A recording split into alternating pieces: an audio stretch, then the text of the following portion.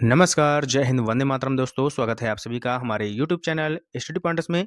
तो बात करेंगे यूपी एलटी ग्रेड एग्जाम 2024 के बारे में। परीक्षा में हुआ बड़ा बदलाव, तो क्या यहाँ पर बदलाव देखने को मिला है?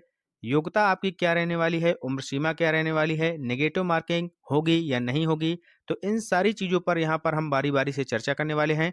तो वीडियो को आप लोग सबसे पहले कर दीजिएगा लाइक और शेयर।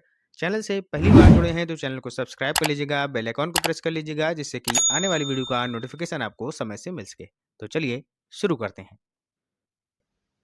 तो सबसे पहले बात करेंगे, जो यहाँ पर न्यूज सामने निकल कर आ रही है कि 2 चरणों की परीक्षा से होगी एलटी ग्रेड भर्ती की तैयारी। यानी कि यहाँ पर जो उत्तर प्रदेश लोक सेवा आयोग है, अब कुछ नया ट्राई करने वाला है, क्योंकि जो परीक्षाएं हैं वो लगातार उनकी जो हैं लीक होती जा रही हैं। तो इस वजह से यहाँ पर ये निर्णय लिया गया है कि जो एलटी ग्रेड भर्ती आपकी जो परीक्षा होगी, ये 2 चरणों में होगी। यानी कि एक होगा आपका प्री एग्जाम और एक होगा आपका मेंस एग्जाम। तो चलिए यहाँ पर देख लेते हैं क्या दिया है। पिछली बार एकल परीक्षा से हुई थी भर्ती, इस बार प्री मेंस कराने की है योजना।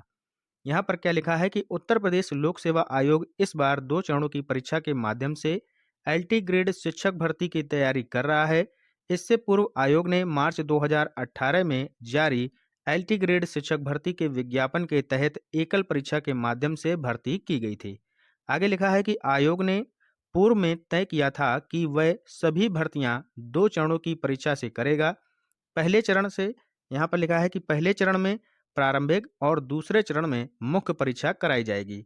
मार्च 2018 में जब एलटी ग्रेड शिक्षक भर्ती का विज्ञापन जारी किया गया था, तब आयोग एकल परीक्षा के माध्यम से भी भर्ती करता था और एलटी ग्रेड भर्ती के लिए केवल एक परीक्षा हुई थी। इसमें हिंदी और सामाजिक विज्ञान विषय के जो पेपर आउट होने के आरोप लगे थे, जिसकी जांच एसटीएफ को सौंपी गई थी। आगे लिखा है कि एसटीएफ ने प्रिंटिंग प्रेस संचालक और तत्कालीन परीक्षा नियंत्रक को गिरफ्तार किया था। विवाद की वजह से आयोग ने हिंदी और सामाजिक विज्ञान विषय का रिजल्ट रोक दिया था। विवाद के वर्ष भर बाद जब एसटीएफ ने चार्जशीट जो है दाखिल की थी, तो आयोग ने दोनों विषयों के परिणाम यहाँ पर जारी किए थे। तो यहाँ पर जो है आप मोटा-मोटा ये समझ सकते हैं कि जो यहाँ पर पेपर लीक हो रहे थे धड़ाधड़, इसकी वजह से अब आयोग ने यहाँ पर ये सोचा है कि जो एलटी ग्रेड भर्ती परीक्षा है, ये जो है 2 चरणों में कराई जाएगी, ठीक है? तो ये आप जो है समझ सकते हैं कि अब आपकी जो परीक्षा है, इसमें आपका प्री एग्ज़ाम होगा और मेंस एग्ज़ाम होगा। अब जान लेते हैं यहाँ पर क्या होने वाला है, इसकी योग्यता क्या रहने वाली है। सबसे पहले आपका बीएड होना चाहिए और उसके साथ-साथ जो जिस विषय से आप फॉर्म भर रहे हैं, तो उसी में जो है स्नातक भी आपका होना चाहिए कंप्लीट, ठीक है? सीटेट की यहाँ पर कोई आवश्यकता नहीं है, कई बच्चे परेशान होते हैं, तो सीटेट से कोई लेना-देना नहीं है, केवल आपका बीएड होना चाहिए और मेन जो आपका सब्जेक्ट है, उससे आपकी स्नातक डिग्री होनी चाहिए, क्लियर है? उम्र सीमा की अगर बात करें तो आपकी जो उम्र सीमा है वो 21 से 40 वर्ष यहाँ पर रहने वाली है, सभी को पता होगा, नहीं पता है तो जान लीजिएगा। अब चलते हैं आगे, बात कर लेते हैं जो संभावित आपका जिस तरीके से पैटर्न रहेगा, तो उस पर यहाँ पर हम बात करते हैं। सबसे पहले आपका होगा प्री एग्ज़ाम, ठीक है भैया?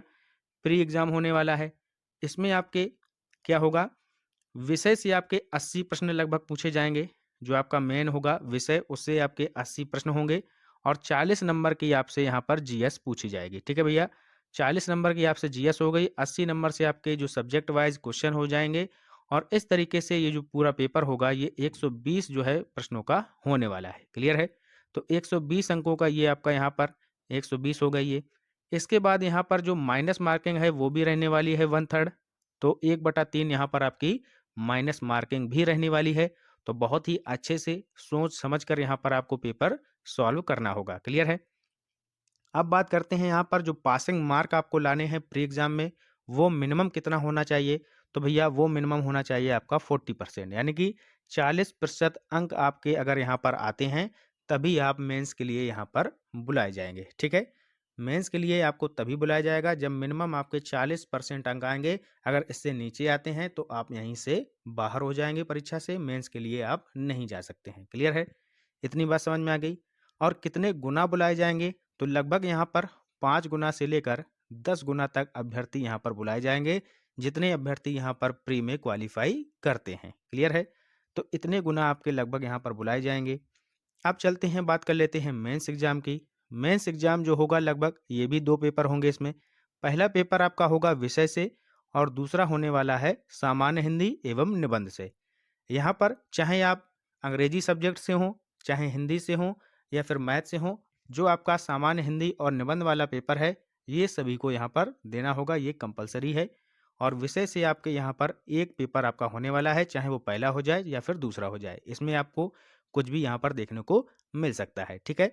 जो विषय से आपका पेपर होगा वो लगभग आपका यहाँ पर मान के चलिएगा 200 अंकों का होता है और जो सामान्य हिंदी एवं निबंध का पेपर होता है ये 100 अंकों का होता है, ठीक है।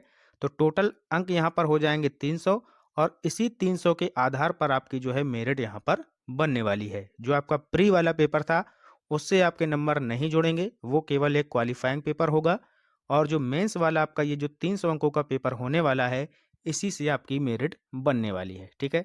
समझ में आ गया। तो ये तो हो गया पेपर से संबंधित आपकी जानकारी।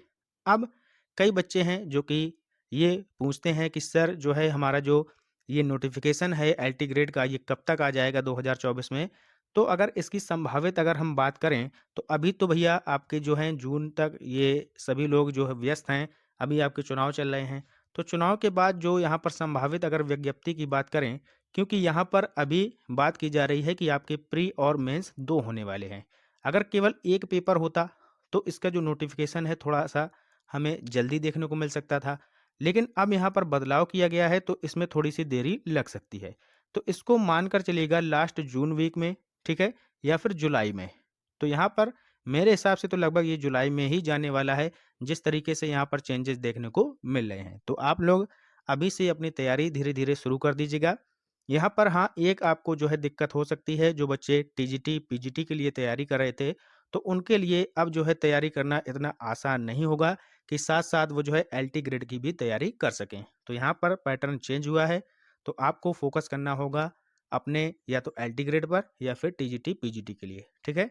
तो ये थी आज की हमारी इम्पोर्टेंट न्यूज़। वीडियो आपको कैसा लगा, ज़रूर हमें बताइएगा और भी नई अपडेट के साथ हम आपके लिए हाज़िर हो जाएँगे। तब तक के लिए good bye, have a nice day. जय हिंद, जय भारत।